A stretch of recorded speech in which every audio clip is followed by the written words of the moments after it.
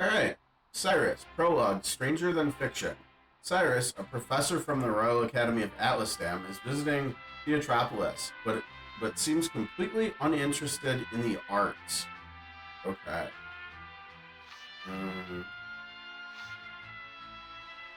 This is right here. Yes.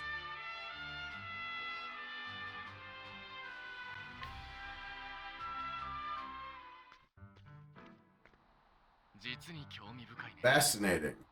See the pattern of the paving stones here? It holds similarities to an ancient style used in the kingdom of Hornburg. In other words, their cultural sphere was large enough so as to influence the...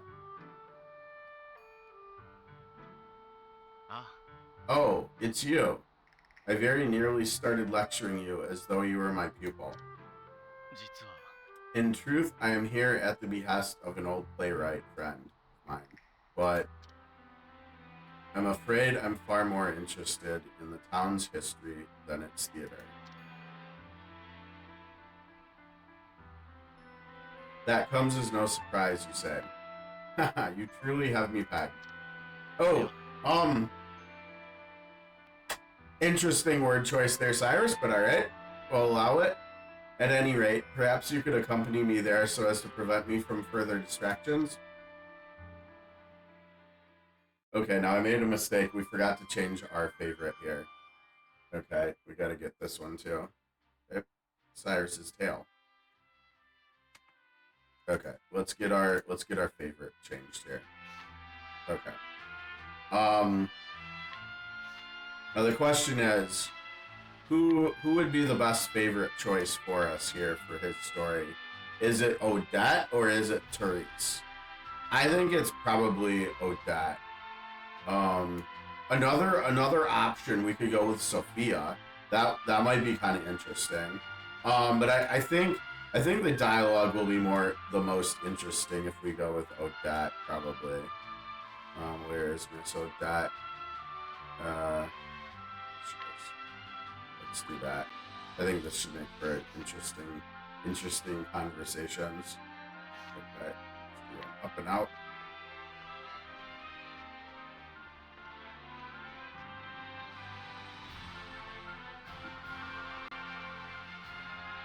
Into the amphitheater.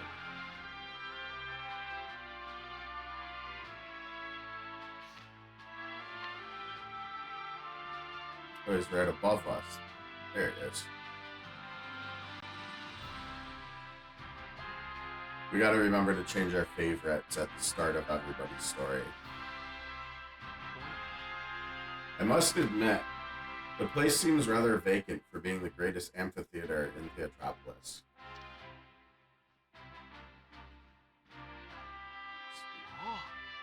Cyrus, you made it!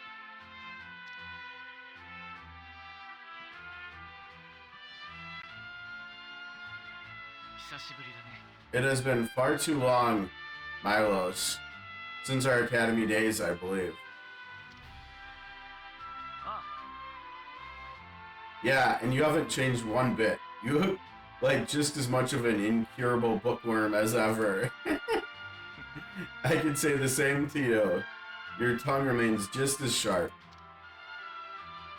I've heard you found success not only as a scriptwriter, but as an actor as well.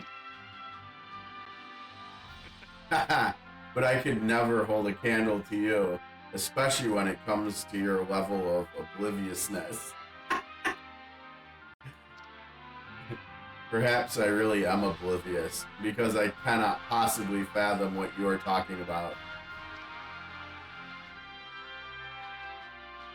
Are you a friend of his? I bet you've got your hands full. If they went... Milos really didn't pay attention in school, did he? Because I'm pretty sure Odette was there with them, right? Or maybe these two met as colleagues after they were like out of school and working at Atlasdam, studying and stuff. Changing the subject. Was there any particular reason you called me out here? Yeah, there is actually. Let's talk about it somewhere else. Okay, fair enough. I'm sure you've noticed how empty the theater is. That was the first thing that you noticed. Well, it's been like this ever since the genius playwright August passed away. Okay. He might have been an odd duck, but his talent was real. No one's been able to match his reputation. He's an odd duck.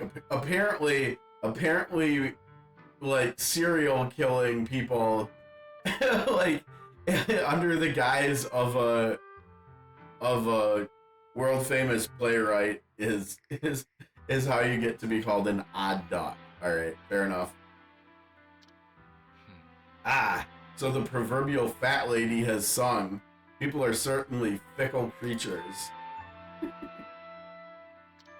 see, I'm a leftist as well. At this rate, our troop is going to go broke. That's why I wanted your advice. I'm not sure how much help I can be, considering theater lies outside of my expertise. That's exactly what makes your perspective so valuable. We need fresh ideas. I know you'll come through, Cyrus. You've always been good at solving problems. I could never outsmart you during our academy days. In that case, I'll do what I can. You will? Thanks a million. We're forever in your debt. Now hold on here. Don't count your chickens before they hatch now. Exactly, like don't get your hopes up. This is an unexpected turn of events, but would you mind helping me hunt for good play material?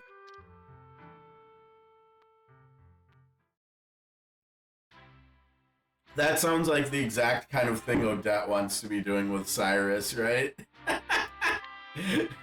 This is pretty silly that we put Odette in here.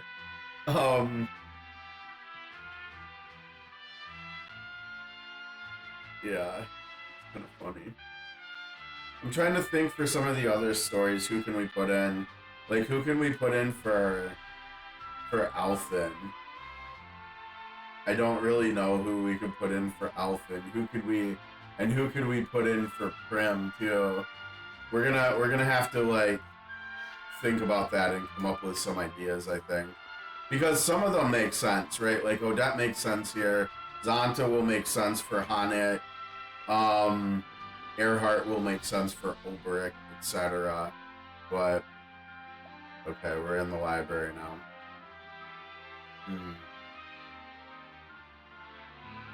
Let's see. This history book, those records, and perhaps this tome as well.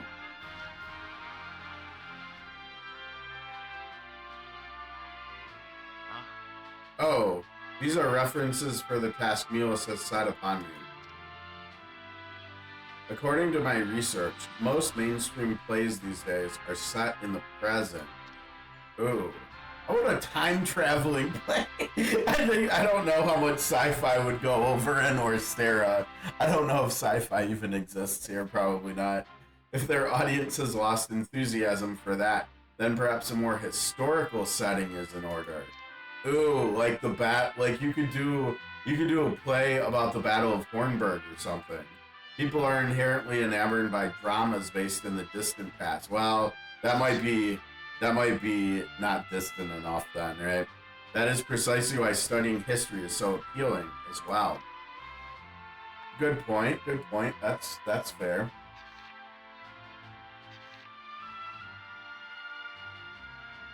Okay, so we got research going on here. Alright, that should do it. Shall we report our findings to Milos? Milos? Let's do Milos. I think I like Milos more. I think our tea might be steeped in good order here too. I think we're gonna give it a whirl here and see how it's done.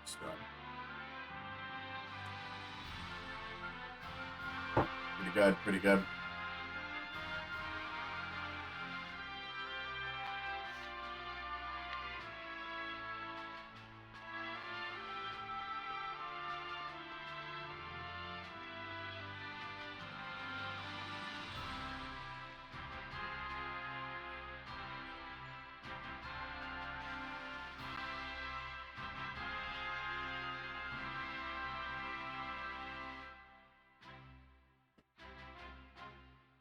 No, hello, Kitty. Oh, how's Kitty doing? Yeah, get some pets.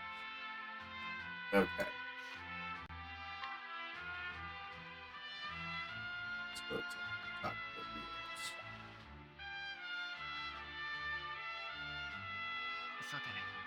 I have collected a number of subjects which I believe would make for entertaining plays.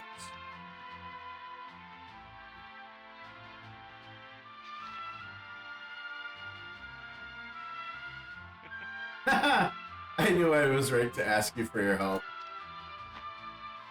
These look great. Familial power struggles, the rise and fall of a great nation. Well, there's Hornberg. I guess so. I guess he was thinking the same thing I was.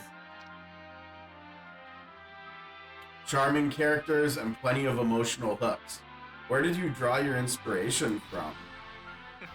As they say, the truth is stranger than fiction. These all come from real historical events. Though naturally I've added a few embellishments and combined some figures into one character. You really are a genius, so much so that I can't even muster up any jealousy. You're far too kind. All I did was peruse some tomes and collect my findings. It is your talent that will transform it all into a play for the ages. Got a point.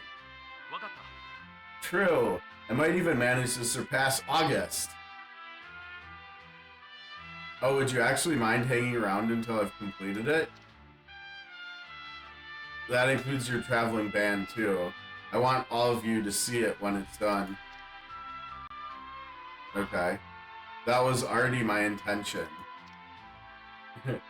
I promise it'll be like nothing you've ever seen before.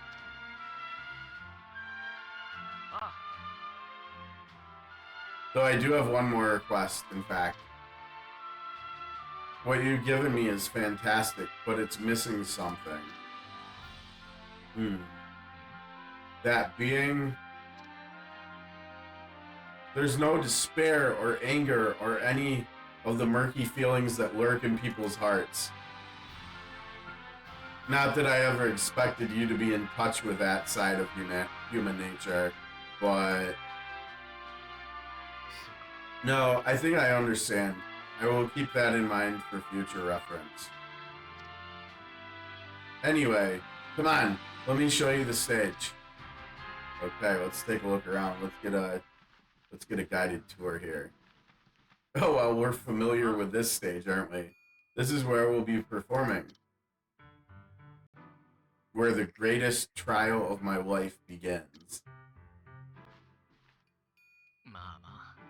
Not that I don't understand the sentiment, but don't you think you're exaggerating a little? Not at all. That's honestly how dire our troop's situation is. But we'll emerge victorious. Just you wait and see. Cyrus, okay. As I mentioned before, Cyrus was always leagues ahead of me in our academy days. But there was one time when I came out ahead of him, our criminal psychology research paper. Oh, interesting. Well, then you should not be as big of a fan of August as you sound to be. Now, is it August or is it August? Because it sounds like on the Tavern Talks, Dan is always saying August, not August. I don't know if it's because there's the E on the end or not, but maybe I should start saying August too. Anyways, that's right. You won the headmaster's commendation for that one.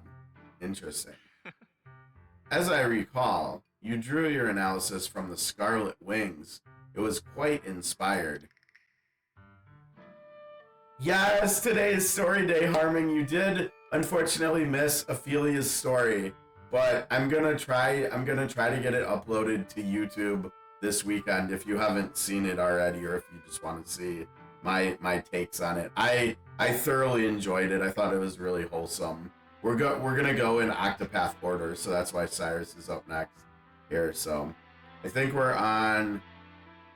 either still on the prologue or we're on chapter 1 here. I'm honored to receive such high praise from a genius like yourself. But I honestly have never considered myself a genius. Well, that's good. The best at anything never call themselves the best, right? They let their work or their play speak for itself, right? You talk about athletes or something too, right? Like the best basketball players don't have to proclaim them that they're the best basketball players. Just saying, not trying to take any digs at anyone, LeBron, or anything, but yeah, the best don't have to say they're the best. There is no victor in the realm of academics. Knowledge is to be shared and celebrated. So that's one thing that I love about scholars in Octopath games. They're kind of they're not like, some of them are, but most of them are not competitive. They're kind of like the player base of this game, right? Because there's no PvP in COTC. So nobody's like competing against each other, right? Like you see like the hardest arena fights and stuff. People are literally like helping each other to beat them. They're not like competing, they're like sharing knowledge and celebrating it. Yeah, right. It's saying it without saying it, right, Arwing? Yeah.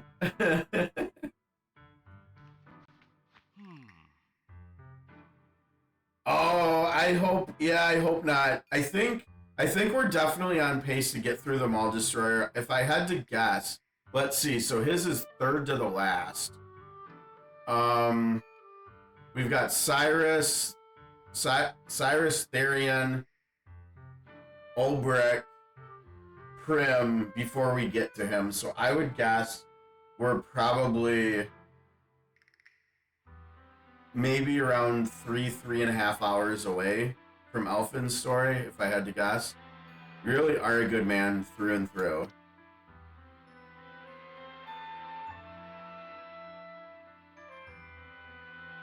That's one of your strengths, but it can also become a weakness.